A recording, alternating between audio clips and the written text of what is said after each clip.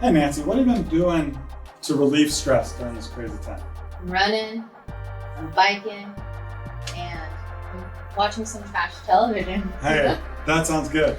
I'm also watching some trash television and I'm mountain biking a ton. So I'm using this as my mountain bike handle. And I have to tell you, I injured my wrists, both sides, by having my shock locked out and riding on it for a whole ride. I, like many of you, probably lock out your shock when you're going up the hill so that you don't lose a lot of your energy into the shock.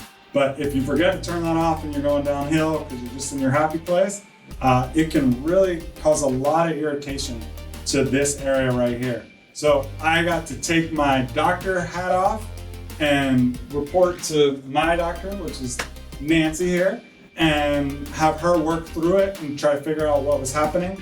And within 2 or 3 visits, it's all better. I rode this morning and felt a ton better. And so I'm gonna have her kind of talk through what she was looking at and how she addressed it. All right, so it's important to know that there are 27 bones in the hands and there's 8 carpals. Whenever these joints are stuck, it basically makes it so your biomechanics is off, and that can cause a lot of pain, muscle spasms, just a lot of strained muscles. So he had a lot of strained arm flexors and extensors up here, and these joints were all off and stiff. So I basically I was able to adjust those bones and then get all the joints moving. Okay. And get all those mobility back into the wrist and make sure that he can move it freely so that it's not painful anymore. Cool. Yeah, it made a huge difference. At night I was using arnica ointment on there too to help speed up the healing time. But I will tell you, within 7 days, it felt a ton better. And I know that this is a common condition that many bikers suffer from.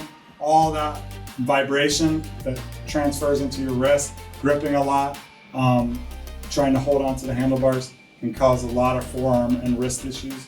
We also see this a lot with climbers. Nancy's had like 4 climbers in a row. Yeah.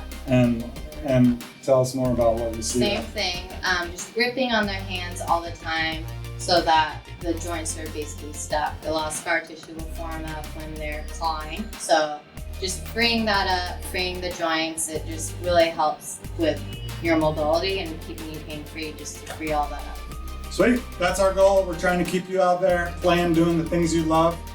And if you have any issues in this area, in your wrist, that doesn't feel like it's improving within 5 to 7 days, then I would strongly encourage you to get in. We'll assess all 27 of the joints or the bones inside of your hand and make sure they're moving the way they should. And we'll give you some exercise and stability stuff so that this doesn't show back up. So if you're in the Bay Area, we'd love to help you. If you're in the rest of the world, I would encourage you to find a sports chiropractor who makes sure that they assess the hands, the wrists, the feet, all of that, and they aren't just only focused on the spine. But we'd love to take care of you. Feel free to ask us any questions in the comments below and subscribe. Thanks so much for watching. Thank you. Thank you so much for fixing it. Oh, thank you. Hasta luego.